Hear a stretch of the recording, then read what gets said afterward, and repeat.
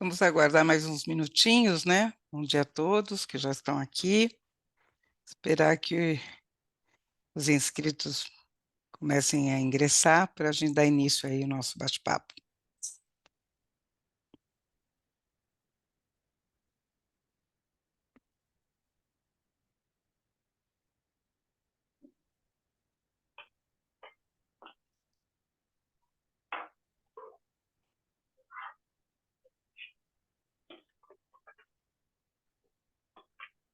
Eu estou vendo que nós já estamos com 80 participantes, já são 9h33, acho que a gente já pode dar início aqui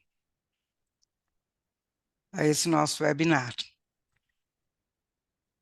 Podemos seguir assim? Então, pessoal, bom dia a todas e todos, sejam todos muito bem-vindos nesse nosso bate-papo sobre subvenções e seus aspectos relevantes, nesta manhã de quinta-feira, dia 1º de fevereiro. É uma satisfação reunir todos aqui que nos acompanham, nosso agradecimento sinceros a todos vocês, viu? O tema subvenções não é de hoje, que causa muito polêmica, né? Um assunto realmente que já desafiou muitas divergências conceituais, inclusive pronunciamentos não muito lineares da jurisprudência, lineares para ser suave. A edição da medida provisória 1185, convertida na Lei 14.789, no dia 29 de dezembro de 23, ou seja, no último dia útil do ano passado, alterou substancialmente o tratamento tributário que até então vinha sendo dispensado às subvenções. E aqui entenda-se todas as espécies de incentivos outorgados pelo poder público. Essa alteração foi o que animou a nos reunirmos e trocar com vocês as nossas impressões sobre o tema. Até então, os incentivos fiscais, todos equiparados a subvenções de investimento, estavam desonerados do IRPJ, da CSL e das contribuições ao PIS e à COFINS. Apesar das resistências, apresentadas pela Receita Federal, tendentes a limitar referida desoneração. Não é por outra razão que o Superior Tribunal de Justiça, alinhando um posicionamento entre suas turmas, se posicionou pela não incidência dos tributos federais. Isso é a sua primeira sessão, né? Só para destacar. Especificamente também sobre uma espécie desses incentivos, os créditos presumidos outorgados pelos estados em matéria de ICMS. Já em sede de recurso repetitivo e analisando os demais incentivos, que não crédito presumido, o STJ foi mais cauteloso em concluir pela não incidência do IRPJ e da CSL, ao não dispensar que os seus beneficiários deixassem de atender às condições impostas pelas leis disciplinadoras de cada benefício, e especialmente, então, o disposto no então artigo 30 da Lei 12.973 de 14. Mas, e agora, né? Como ficamos com as mudanças da Lei 14.789 de 2023? É sobre exatamente esses pontos que queremos trocar com vocês. A participação de vocês é bastante importante. Nosso propósito não é esgotar, né, não ter essa pretensão de esgotar esse assunto, mas sim trocar com vocês os nossos posicionamentos e ouvi-los também, para daqui sair uma análise ainda mais aprofundada, porque nós vamos ter ainda muito questionamento aí para apreciar. Né? Eu conto para esses pontos com a presença dos meus sócios Ian Muniz e Gustavo Treichmann. Né? E antes de passar a palavra para o Ian, eu só gostaria de registrar que as opiniões e dúvidas de todos aqui presentes serão muito bem-vindas, e que ao final desse nosso bate-papo vamos procurar respondê-las e compartilhar o nosso posicionamento, nosso ponto de vista com vocês. Esse webinar vai estar disponível, né? Estará disponível em nossa página, veirano.com.br, para acesso a quem interessar. E nós temos aqui a pretensão de fazer esse bate-papo em 1 hora. São 9h37, precisamente. Se 10h30 ainda tivermos uma dinâmica de continuar batendo papo com vocês, nós podemos avançar um pouco, mas a pretensão é realmente terminar em 1 hora, até porque, no meu caso particular, volto para o Rio de Janeiro. Ian, o que são subvenções? Você está com a palavra. Ok, muito obrigado, Nancy. Um Poder bom passar o dia a slide, por todos e favor? todas. Exato, muda o slide, por gentileza. Ué, travou, não mudou, não. Ah, ótimo, muito obrigado. Então, gente, a história dessa lei, ela tem um pouco a ver com aquela lei da química de que a toda ação corresponde a uma reação. Nós tínhamos uma estrutura de não tributação da subvenção para investimento que funcionava e era razoavelmente prática e aceita por todos. Não obstante, o Congresso, ladeira abaixo, alterou o artigo 30 da Lei 12.973 e botou lá dentro todos os subsídios de ICMS, fossem eles subvenção para custeio ou para investimento. Isso abriu uma janela no sistema que o governo ficou preocupado em relação ao déficit público. Consequência, eles vieram com essa nova lei que é imensamente restritiva, como teremos oportunidade de discutir ao longo dessa manhã. Mas, voltando agora ao tema em si, especificamente, a primeira coisa que a gente tem que distinguir é entre a subvenção para custeio e a subvenção para investimento. A subvenção para custeio é basicamente um subsídio ou uma doação concedida pelo poder público para que a empresa possa manter suas atividades no dia a dia, quase que uma recuperação de despesa ou de custos. Então, nunca houve dúvida de que a subvenção para custeio é uma receita que é tributável pelo IRPJ, pela CSLL, e também pelo PIS e pelo COFINS. A questão surgiu na questão da subvenção para investimento. A subvenção para investimento é aquela que é um subsídio que é concedido pelo Estado, pela uma entidade federativa, seja a União, sejam os estados ou os municípios, em que ela é dada sob a condição de a empresa implantar ou expandir um empreendimento econômico, o qual visa benefícios para a região onde será implantado o empreendimento econômico ou comercial. Por exemplo, o Bulhões Pedreira, ele determinava que ele distinguia entre transferências de renda, que seria subvenção para custeio, e a transferência de capital, que era uma reserva de capital. E, portanto, não era tributável, pois não transitava por conta de resultado. O que aconteceu é que a vida nem sempre é linear, né? Quando veio a lei, a mudança do padrão contábil brasileiro para ser harmonizado com o IFRS, a nova prática contábil determinou que mesmo a subvenção para investimento deveria ser tratada como receita e não mais como reserva de capital. Isso gerou a primeira incompatibilidade no que diz respeito à estrutura que existia de não tributação da subvenção para investimento. Por quê? A condição que a lei dava para a não tributação é que ela fosse classificada contabilmente como uma reserva de capital. Como a nova norma contábil dizia que deveria ser conta de resultado, isso gerou um pequeno estranhamento, um pequeno estresse logo no começo. Inclusive, cabe lembrar que, no começo, a Receita Federal chegou a soltar consulta dizendo que, tendo em vista o novo padrão contábil, as subvenções para investimentos passariam a ser tributadas normalmente pelo IRPJ e pela CSLL. Muda o slide, por gentileza. Ok. A Lei 12.973 ela veio exatamente para ajustar a não tributação da subvenção para investimento, no sentido de ter em vista a mudança do critério contábil que determinou que a subvenção para investimento passasse a ser tributada, ou melhor, que passasse a ser reconhecida como resultado e não mais como reserva de capital. Essa lei funcionou bastante bem, foi uma pequena alteração cosmática, apenas dizer que aonde se lia a reserva de capital passava a ser resultado e você passava a ter que manter o produto da subvenção como uma reserva de lucros pelo artigo 195-A da Lei de Sociedades por Ações.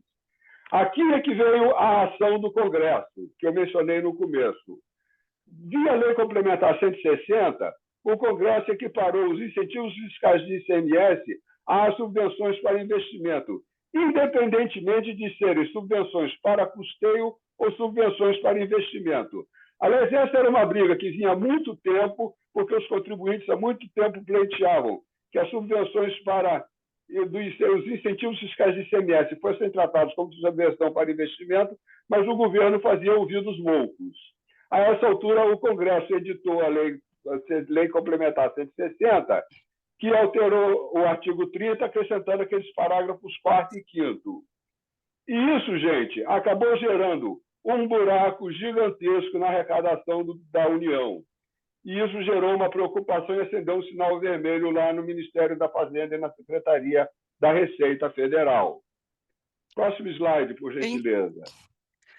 Então, antes da gente comentar, eu até peço licença, Ian, para falar um pouco dessas suas ponderações, porque realmente é muito importante a gente ter essa visão de como surgiu a 12973, né, porque ela veio, então, excluir da base de cálculo do RPJ e da CS, né, das subvenções de investimento, e depois a lei complementar equiparar todos os incentivos. Olhem, a norma LC, a LC 160, ela usa isenções, incentivos fiscais, benefícios financeiros e financeiros fiscais. Então, ela vê realmente uma gama, né, definições conceituais de cada uma dessas outorgas, né, de benesses, vamos tratar assim pelo Estado, dentro das suas características próprias. Eu ouso até aqui colocar, porque sua colocação foi muito importante, quer dizer, trazer esse histórico que a 12943 vem uniformizar em função de um... Não se travou. Não se travou, gente. Vamos prosseguir enquanto a gente aguarda que ela volte. Agora, eu gostaria, então, de passar a palavra para o Gustavo, que vai comentar sobre aspectos judiciais pertinentes às subvenções para investimento. Obrigado, Ian. Bom, muito bom dia a todos. É muito bom estar com vocês. E, bom, eu acho que quando a gente fala das decisões judiciais sobre o tema, nós temos basicamente dois grandes julgamentos do STJ. Bom, o primeiro julgamento, que ele analisa especificamente a tributação do crédito presumido de ICMS. Gustavo, eu tive um problema técnico, peço desculpas, eu não sei por que caiu aqui e eu voltei agora. Mas só para concluir, o que eu queria comentar sobre realmente, porque acho que até faz um link com toda essa situação que a gente vivencia da posição dos tribunais acerca desses conceitos sobre os aspectos financeiros, receita, não é? Então, eu acho que aqui já começa a se fazer essa divisão que eu quero só fazer concluir a minha manifestação exatamente nesse sentido. Eu acho que o problema vem na equiparação, né? Mesmo para talvez refutar toda aquela complexidade de olhar se a subvenção de investimento ela estava sendo destinada à ampliação, modernização, né, independente da regra ser clara que ela teria que permanecer em reserva, né, reserva de lucro. Eu acho que o fato é esse, né, pegar todos esses conceitos que já nunca foram muito lineares, seja pelo ponto de vista financeiro versus o jurídico tributário, né, e essa realmente equiparação que trouxe aí o que você agora, eu passo a tua palavra, trabalhar um pouquinho nas decisões do STJ. Ok, obrigado, Nancy. Bom, quando nós falamos de entendimento jurisprudencial de decisões dos tribunais superiores, nós temos basicamente dois grandes julgamentos sobre o assunto. O primeiro julgamento, o primeiro caso, ele fala sobre a tributação do crédito presumido de ICMS. E aqui vale só uma contextualização temporal para fazer o link com o histórico legislativo que o Ian trouxe, né? A Lei Complementar 160, que alterou a Lei 12973, ela é de agosto de 2017. Em agosto de 2017, o Supremo Tribunal Federal disse que a matéria seria infraconstitucional, ou seja, a respeito da tributação dos créditos presumidos de ICMS, e passou a bola para o Superior Tribunal de Justiça. E, nesse contexto, em novembro de 2017, a primeira sessão do STJ, enfim, em embargos de divergência, né, não foi um recurso repetitivo, julgou a questão a respeito da incidência do imposto de renda e da CSLL sobre os créditos presumidos de ICMS. Naquele contexto, né, o voto vencedor foi da ministra Regina Helena e foi, já adiantando, foi no sentido da não incidência do IRPJ e da CSL sobre o crédito presumido de ICMS. Qual foi o argumento, enfim, mais utilizado para justificar essa não incidência, né? O que ela disse é que, no momento em que os Estados-membros eles concedem um benefício fiscal de crédito presumido, ou seja, com a intenção de desonerar os contribuintes, enfim, e abrir mão de uma receita, né, visando um interesse público, no momento em que o Estado ele desonera e a União ela tributa esse crédito presumido pelo IRPJ e pela CSL, no final das contas, a União, por uma via oblíqua, estaria quase que revogando esse benefício fiscal concedido pelo Estado, o que seria uma violação, né, ao Pacto Federativo. A ministra Regina Helena, né, ela invocou o artigo 50, inciso 6, a linha A da Constituição Federal, que é um artigo que fala sobre imunidade recíproca, para justificar esse entendimento, no sentido de que a União estaria retirando, né, por via oblíqua o incentivo fiscal que o Estado-membro outorgou. Enfim, esse foi o cenário a respeito do crédito presumido de ICMS. Em relação ao IRPJ e à CSL, esse foi o cenário definido em 2017, né? Ou seja, o Supremo disse que não analisaria, porque a matéria era infraconstitucional, e o STJ decidiu pela não incidência do IRPJ e da CSL sobre os créditos presumidos de ICMS. Em Nessa, relação ao... Pode falar, Nancy. posso falar? Não, eu só, desculpa, antes de você passar para outro ponto, só queria então meio que sintetizar um pouco a sua abordagem, que está, no meu ver, exatamente isso, mas só para, então, na linha que eu estava comentando, de que a generalização, ou né, a equiparação de todos às subvenções, neste momento, na análise da primeira sessão, ela já começa a distinguir, não é? Eu acho que o crédito presumido ela é tratado como um benefício apartado do tema subvenções, porque, inclusive, né, ao dizer que não há incidência sobre esse crédito presumido de IR e CSL, ela também afasta as condições do artigo 30. É isso? Podemos É seguir isso. assim? É isso, né? Está Podemos. ótimo. Então, vamos lá. Vamos lá. E aí, falando rapidamente sobre o PIS e COFINS, né? O PIS e COFINS, ao contrário do IRPJ e da CSL, o Supremo reconheceu a repercussão geral. Em 2021, ele iniciou o julgamento e chegou a formar uma maioria de 6-5 a favor dos contribuintes, ou seja, no sentido da não inclusão dos créditos presumidos na base de cálculo do PIS e da COFINS. Entretanto, naquela ocasião, o ministro Gilmar Mendes, né, fez um pedido de destaque e o julgamento ele vai ser reiniciado.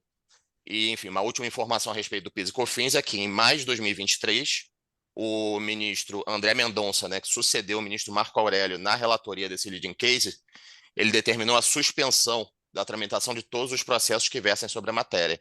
Então, enfim, nós já temos decisões sobre o assunto, só que em relação ao PIS e à COFINS, enfim, sobre o crédito presumido de ICMS, nós ainda estamos aguardando, enfim, a manifestação do Supremo sobre o assunto. E aí, bom, nós vamos para o segundo, se puder passar o slide, por favor. Nós vamos para o segundo tema importante sobre o assunto do STJ, que aí é um julgamento que ocorreu em abril do ano passado, abril de 2023, também da primeira sessão, só que aqui nós estamos falando de um recurso repetitivo. Ou seja, no outro caso era um julgamento da sessão, mas não era um recurso repetitivo, e aqui é um recurso repetitivo. E o que foi analisado aqui foi o alcance do outro julgado da sessão, ou seja, o julgado de 2017, que declarou, né, que não incide IRCS sobre os créditos presumidos de ICMS, se esse entendimento se aplicaria aos demais benefícios fiscais de ICMS, ou seja, redução de base de cálculo, redução de alíquota, isenção. E o entendimento adotado no ano passado foi de que para o crédito presumido, de fato, não incide imposto de renda e CSL, como ficou decidido, mas essa conclusão não poderia ser estendida para os demais benefícios fiscais. E o raciocínio adotado pela ministra Regina Helena, né, para falar que, olha, eu entendo que não devemos estender o racional para os demais benefícios, é que no caso do crédito presumido de ICMS, em decorrência do próprio princípio da não cumulatividade, do efeito recuperação, ela usa muito essa expressão, efeito recuperação, é, o Estado efetivamente, ao final da cadeia, no caso do crédito presumido de ICMS, estaria abrindo mão de uma receita. Ou seja, efetivamente, pensando aqui no raciocínio do Pacto Federativo, ou seja, do Estado ele abrir mão de uma receita para desonerar o contribuinte, enfim, isso não se aplicaria para os demais benefícios fiscais, porque ao final da cadeia, enfim,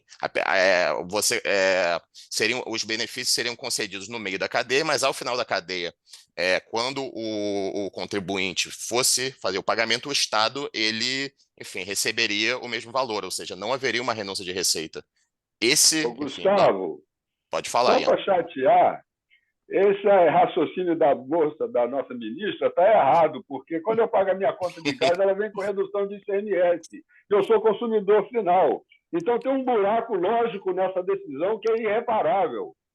Eu É, concordo com você integralmente, Ian. Eu acho que no momento em que você faz uma separação de lado A e lado B, com base no raciocínio de que, olha, esses aqui você tem uma oneração do Estado e esses aqui não, isso nem sempre é verdade. Enfim, é possível sim o Estado ele renunciar a uma receita, enfim, em outros benefícios, em redução de alíquota, em redução de base de cálculo. Você quer falar, Nancy?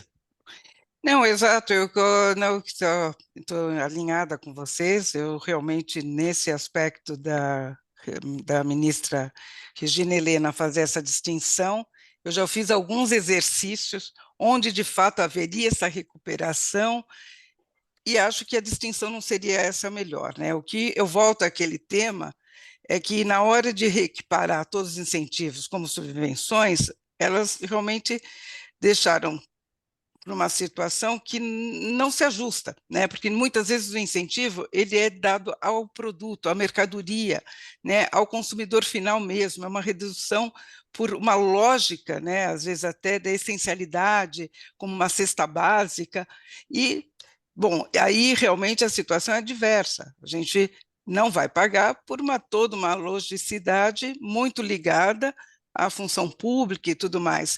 Então, nesse aspecto, eu acho realmente eu voto, eu insisto, né? Só para a gente, mais ou menos também, antes de passar para o outro slide, o que a gente percebe, né, que nessas divergências, os conceitos financeiros, toda essa abordagem do conceito jurídico tributário, né, dos conceitos do direito privado, isso tudo agora volta a um momento mais anterior. Eu aqui, né, sem concluir, acho que a gente já está demonstrando isso nesse bate-papo, que esse é um assunto muito polêmico, né? Isso vai realmente massagear muito, porque nós temos decisões da jurisprudência que meio que tangenciam um lado, tangenciam um outro, e aí a gente chega assim, isso à afirmação certa, que tem um viés político, né, em toda essa abordagem legislativa e do próprio judiciário no tema que a gente está tratando aqui. E aí, como que Obrigado. a gente fica, Gustavo? Então, aí concluindo a respeito do tema 1182, né? É, o julgamento aconteceu em abril de 23, as partes opuseram embargos de declaração que estão aguardando julgamento, ou seja, ainda não transitou em julgado a decisão, e existe a possibilidade, enfim, de o STF querer analisar essa questão, ou seja, ao contrário do crédito presumido, entender que tem repercussão geral, tem matéria constitucional e analisar a questão no futuro. Então, enfim, para falar que a discussão ainda está em aberto. E, bom, esse julgado aconteceu em abril de 2023. Em agosto de 2023 foi editada a medida provisória 1185. Em dezembro de 2023, a medida provisória foi convertida na Lei 14.789, E agora eu passo a palavra para o Ian para, enfim, explicar um pouco para a gente o que mudou em relação ao cenário que a gente tinha na Lei 12.973.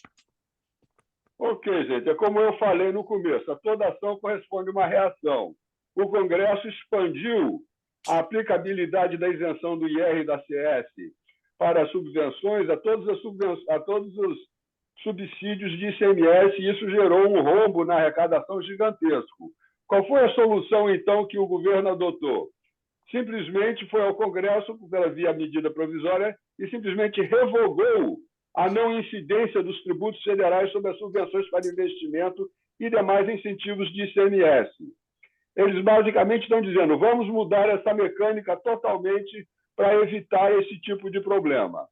Ou seja, doravante, a pessoa jurídica irá calcular o IRPJ e a CSLL normalmente, sem qualquer influência do conceito de subvenção para investimento.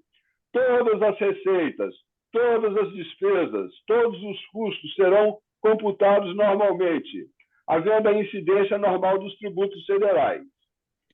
Uma vez que nós tenhamos computado todos os tributos federais, no ano seguinte, quando da apresentação da SF, o contribuinte poderá tomar um crédito fiscal equivalente às receitas derivadas do incentivo de subvenção para investimentos, mediante habilitação da pessoa jurídica.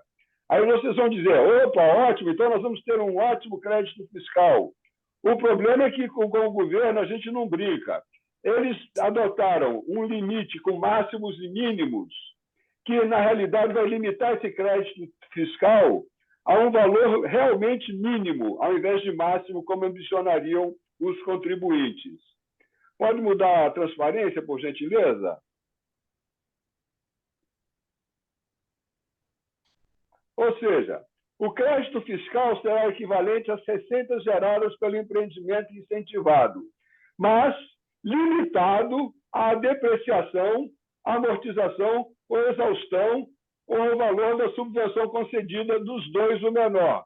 Ou seja, quando você tiver a subvenção ou o subsídio do ICMS, isso será uma receita que será tributada normalmente. Na hora de tomar o crédito fiscal, esse crédito será limitado às receitas geradas pelo empreendimento incentivado, mas não será maior que a sua despesa de depreciação, amortização ou exaustão, ou o valor da subvenção, se for menor que a depreciação, dos dois o menor.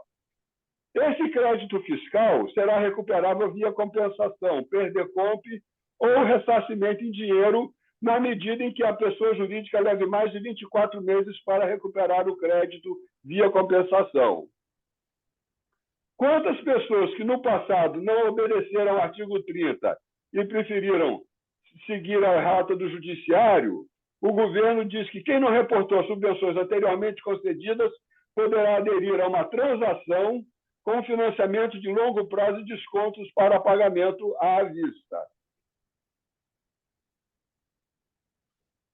E, enfim, e Gustavo, mas eu acho que aqui nós temos uma plateia, e eu estou vendo aqui algumas indagações, sempre focando um pouco no crédito presumido, não é?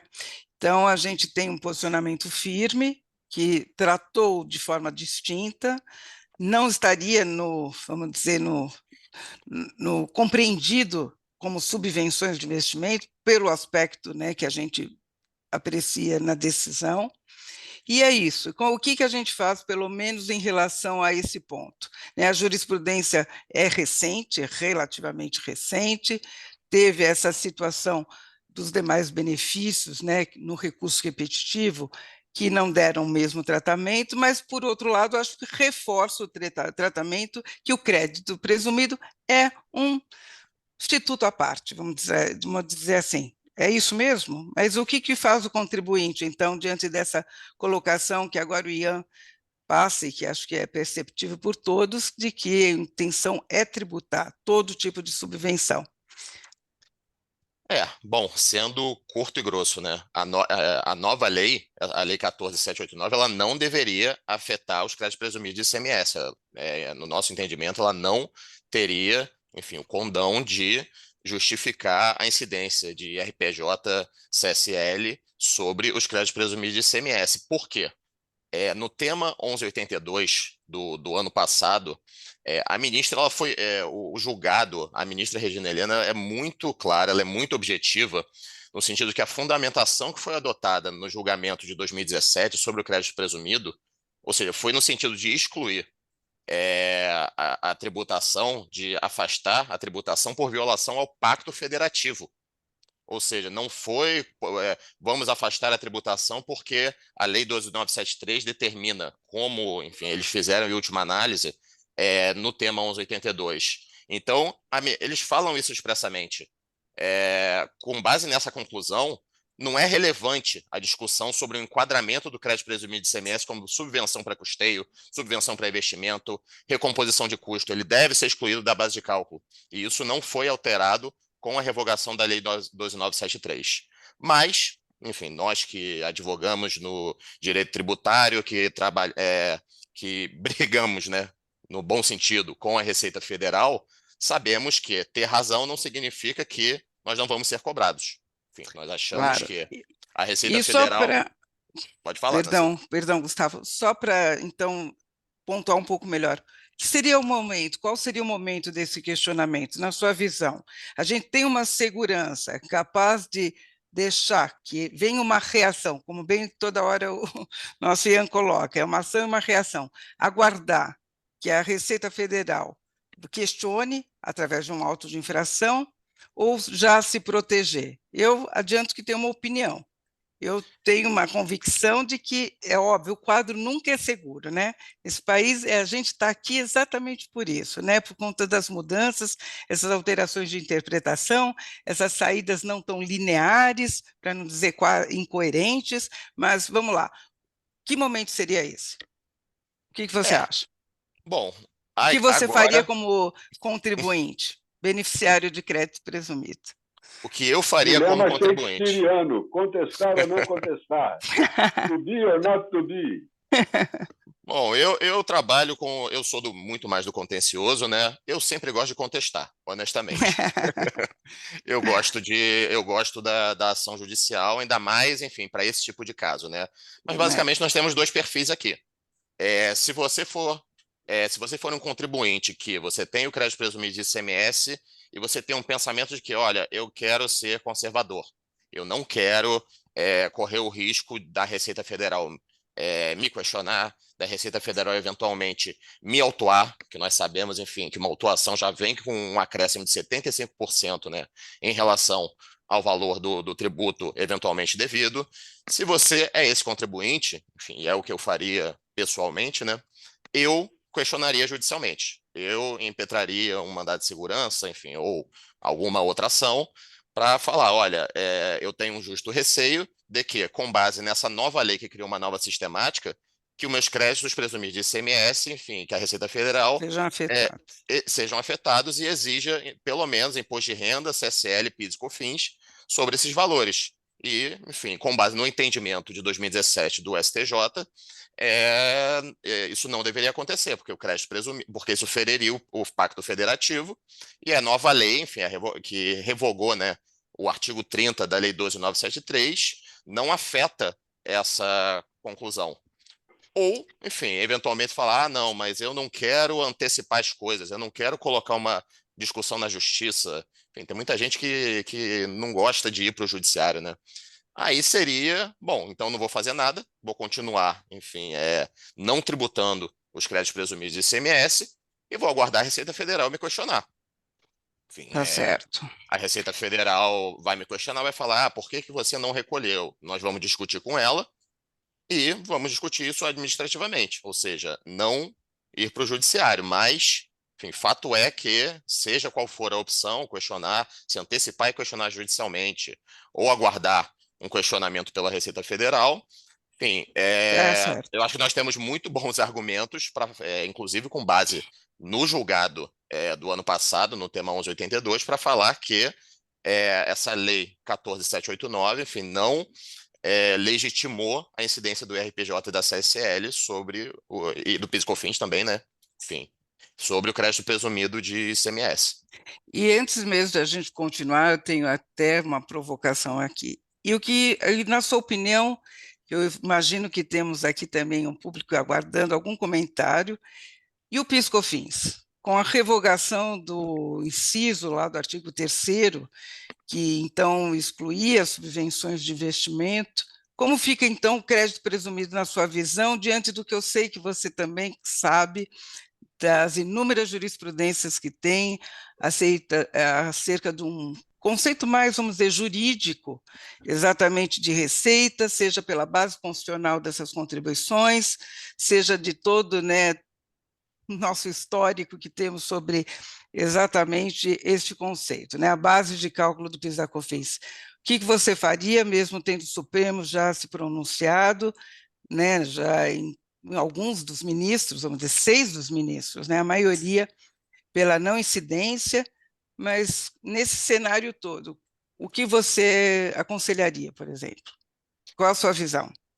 A minha visão é que o PIS e COFINS, digamos, ele tá menos avançado na jurisprudência em relação ao IRPJ e a CSL, né? Porque o IRPJ e a CSL, o Supremo falou que não analisaria e o STJ já analisou. Enfim, isso não Sim, significa você que a diz mais Receita. recente, né? Você diz dentro de uma jurisprudência que saiu, que surgiu muito assim atual e nesse enfoque da 12973 por aí, é isso? Porque nós Isso, temos jurisprudências do passado onde ministros do Supremo já revelaram ali uma visão sobre esse conceito. Então, é sobre esse cenário. O que você acha? Que realmente isso pode voltar a ser julgado e esses votos serem, vamos dizer, absorvidos por esses novos ministros, né, por uma composição nova, que isso é uma realidade? Qual a sua visão? Qual seria a força? Tem alguma posição ou não? bom, o julgamento se iniciou em 2021, né? Nós tínhamos uma composição diferente e, enfim, não significa que, porque naquele momento foi formada uma maioria pela não incidência do PIS e COFINS sobre os créditos presumidos, que isso agora ocorreria. Enfim, isso ainda não tem previsão para acontecer. Só que, enfim, nós temos uma jurisprudência, né? Enfim, não é de plenário, não é da sessão, mas nós temos julgados, né, do STJ, inclusive, no sentido da não incidência do PIS e COFINS sobre o crédito presumido de ICMS. Enfim, hoje as decisões são nesse sentido, mas, enfim, não é ainda uma jurisprudência consolidada, digamos assim. No caso do IRPJ da Sim, CSL, a sessão já julgou. A primeira sessão já julgou, nós temos uma jurisprudência consolidada, nós temos um cenário. Enfim, esse cenário sempre pode ser alterado no futuro, mas hoje nós temos um posicionamento. O STF ainda não. Enfim, de fato, em 2021 foi formada uma maioria pela não incidência, só que foi feito um pedido de destaque e esse julgamento ele vai ser reiniciado. Então, enfim, para o PIS e COFINS, o meu entendimento é que a ação judicial ela é até um pouco mais necessária.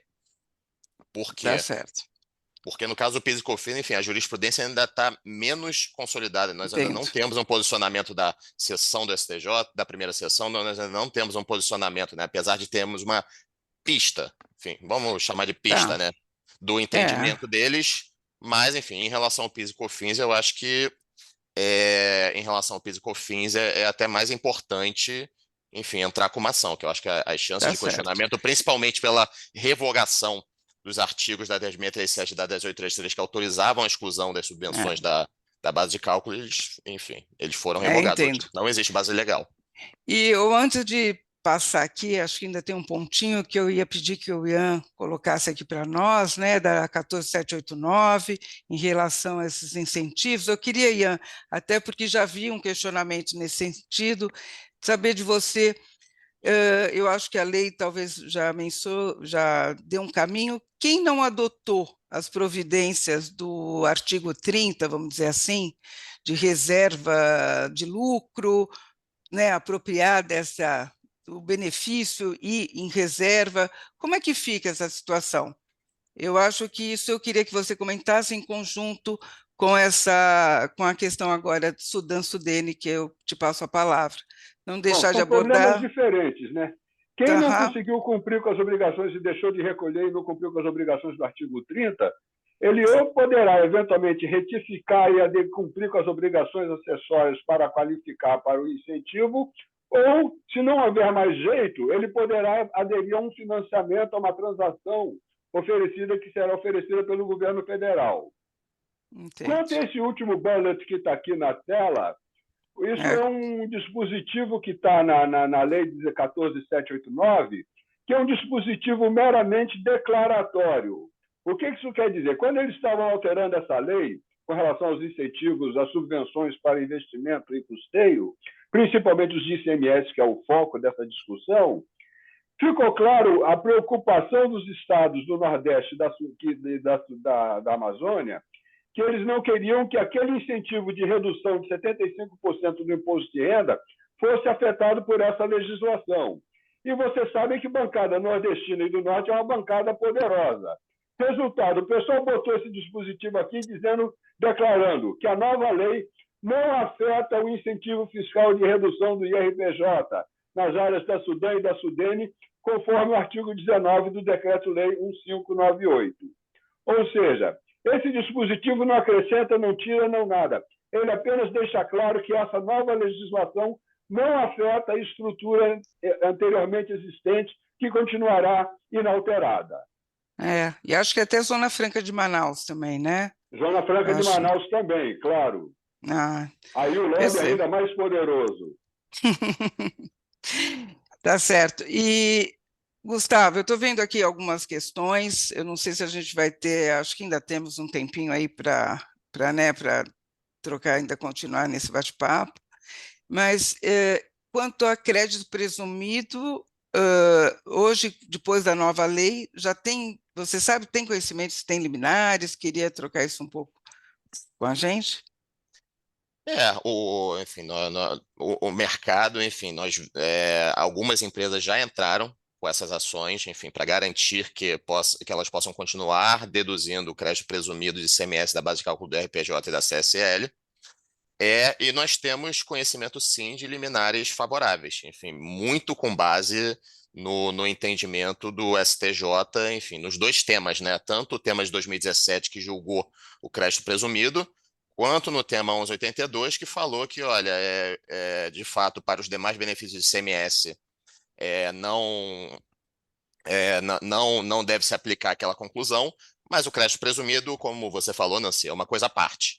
Então, enfim, já É, existem sim liminares autorizando os contribuintes a continuar deduzindo o crédito presumido de ICMS da base de cálculo do RPJ da CSL e alguns até do PIS e COFINS, inclusive. Algumas eu decisões mencionam também. o PIS e COFINS. Eu acho que está sendo noticiado exatamente nesse sentido, não é?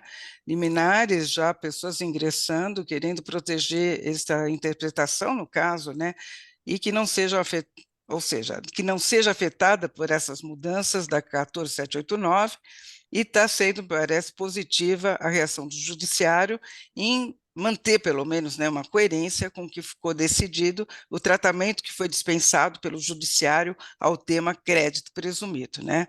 O que eu vejo é que, assim, até só para já ir finalizando aqui o nosso debate, é que nós voltaríamos à necessidade de analisar cada benefício, né? Na sua concepção, na sua finalidade, realmente para qual motivação, e talvez até trabalhar com essa questão mesmo que foi decidida ou colocada pela Regina pela ministra e acompanhada pela maioria da primeira sessão, no sentido que o Estado tem toda a competência e liberdade para conceder esses incentivos e que a contrapartida, tributá-los, independente de toda a nomenclatura, todo o regramento internacional sobre essas receitas, vamos dizer aspas, tem realmente fazer essas distinções, né? Colocar isenção no seu devido enquadramento e outros benefícios. Então, acho que a gente está até respondendo aqui já algumas questões que estão nos chegando, nesse sentido que, sim, eu acho que o crédito presumido deve ser tratado de forma isolada, apartada, e, por hora, né, salvo mudanças dos tribunais superiores, está tendo esse entendimento de que ele não deve ser incluído na base de cálculo do IR da CSL. Né? Agora, quanto à previsão de julgamento do Supremo Tribunal em matéria de PIS e COFINS, Eu acho que isso aqui é uma questão, ainda não temos, eu não tenho esse conhecimento, não sei se você, Gustavo, tem.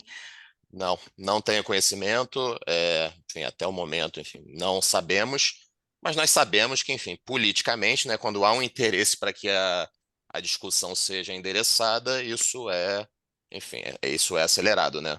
Então, enfim, hoje É, não temos, mas não me surpreenderia se nós tivéssemos novidades, enfim, não daqui a muito tempo. a composição está completa, né? A composição está completa, exatamente.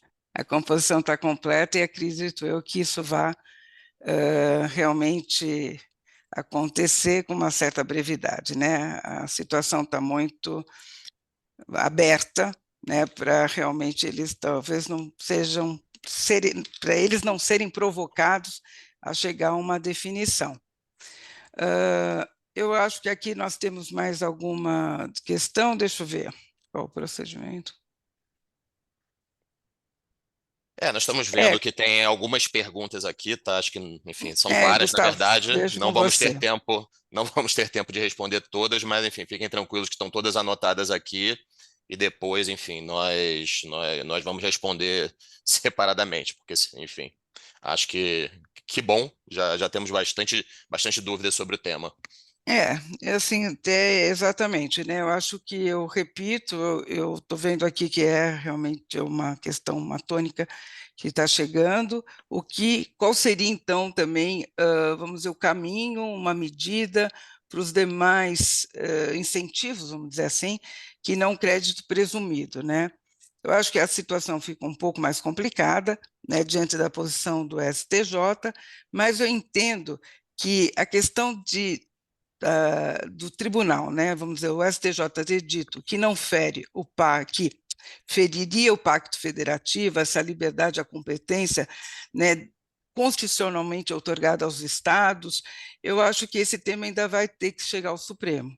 Então, Concordo. dependendo de isso vai depender muito da característica, como repito novamente, de cada um dos incentivos, né, da sua finalidade, mas talvez eu insistiria ainda em provocar um pronunciamento mais objetivo, mais direto para cada qual que tenha uma situação como essa, entendeu? Não sendo crédito presumido, o que fazer? Então, eu acho que a gente tem um cenário, como digo, bastante aberto, né? Tem ali já toda a posição é tributar, a gente vai enfrentar aí uma receita ativa nesse sentido, mas eu acho que há sim como posicionou-se o STJ, caminho, argumentos ainda para ser levado para o judiciário e provocar uma decisão mais positiva para cada um desses incentivos, dependendo das suas modalidades, de cada qual, enfim, de cada atividade que a gente esteja aqui comentando, né? Eu Então é concordo, isso. Nancy.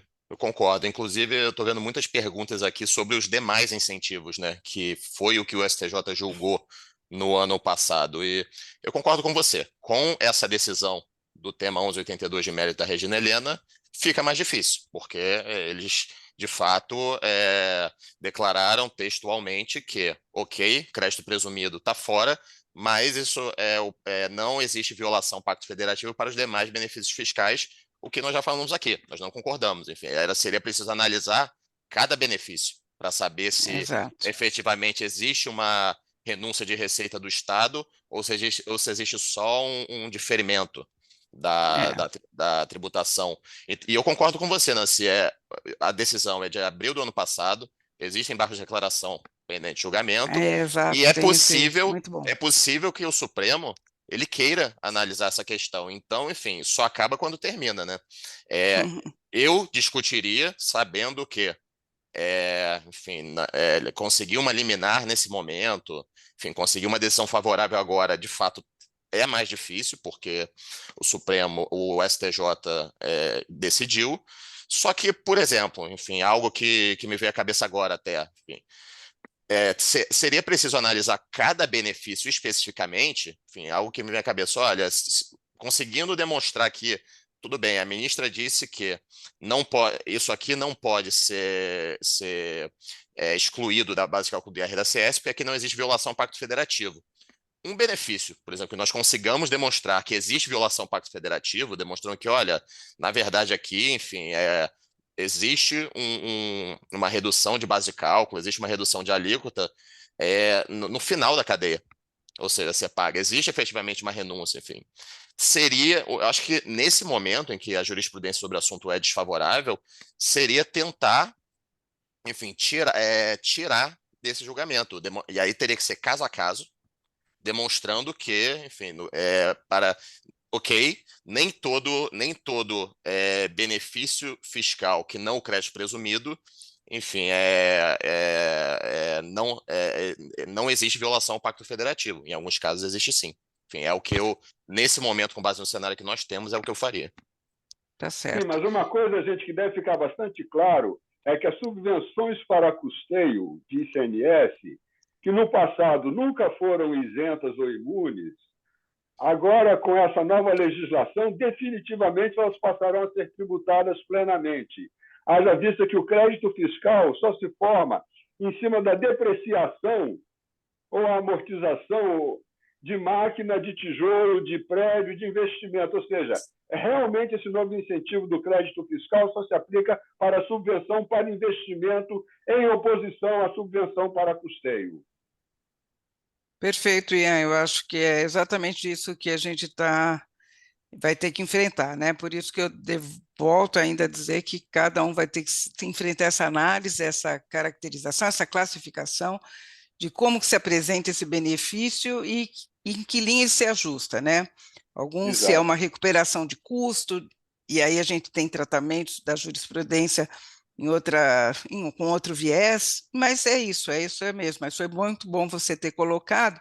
E acho que tem aqui uma questão que eu queria que vocês, enfim, analisasse um pouquinho com Vamos a ver se eu estou à gente. altura. Não, porque nós estamos aqui com um parceiro aqui nesse debate, trazendo a seguinte questão, que realmente as receitas de subvenções são passíveis de crédito fiscal. Ó, ele fala MP, mas hoje lei, né, limita receitas de subvenção passíveis de crédito fiscal às despesas de depreciação, amortização, exaustão ou de locação ou arrendamento de bens de capital. O problema é que a maioria das empresas pega o benefício de ICMS e vai deduzindo do lucro real ajustado, sem limitar ao valor efetivamente gasto do investimento. Então, isso de fato mudaria? Eu acho que você já comentou, Ian, mas queria que você reforçasse. Exatamente. Aquele comentário que eu fiz já é a resposta a essa indagação. Ou seja, subvenção para custeio acabou, vai ser tributada sempre pelos tributos federais. Tanto que o crédito fiscal só se forma na realidade, eles dizem que é sobre a receita da subvenção, mas na realidade esse crédito fiscal se forma em cima da despesa de depreciação ou amortização do imobilizado do investimento que você fez. Então, claramente, o crédito fiscal é voltado exclusivamente para a subvenção para investimento. Ou seja, a subvenção tem que ser usada para construir barro, tijolo, telhado, máquina. É isso. Tá bom, a gente está aqui chegando, são 10h25. Eu acho que tentamos aqui transmitir para vocês e foi muito boa a contribuição, né, da participação de todos. É isso que acho que vamos então finalizando. Quero agradecer realmente a todos aqui que não estão nos acompanhando. Conseguimos manter aqui a atenção de mais ou menos 120 pessoas, o que eu acho que foi realmente muito positivo. A intenção era mesmo massagear, trocar com vocês todas essas nossas questões, mais do que respostas, são questões que a gente tem sobre o tema, e agradeço a participação de todos, confirmando que essa webinar vai ficar disponível no nosso site, e que será, enfim, vamos procurar até, diante das questões que nos foram colocadas aqui no chat, compartilhar nossas opiniões com cada um de vocês. Eu quero agradecer, quero ver e agradeço toda a atenção. Gustavo, Ian, querem falar mais alguma coisa para finalizar aqui o nosso bate-papo? Não, eu já disse o que eu tinha que dizer, gente. Eu acho que nós falamos bem, enfim, acho que em 1 hora deu para falar bastante sobre o tema. Enfim, só reiterando mais uma vez, né? Tem muitas perguntas aqui. Nós vamos dar uma olhada nelas, enfim, com cuidado e depois, enfim, com uma análise mais detalhada, enfim, nós vamos responder, ok? Só para não ter gente achando que a gente não vai responder. Nós vamos, mas, enfim, num segundo momento. Então, acho que a gente se despede. Mais uma vez, muito obrigada a todos. Um bom dia nesse início de mês aí de 2024, fevereiro. Um abraço a todos. Um Um abraço, abraço, até logo, gente. bom dia. Bom dia.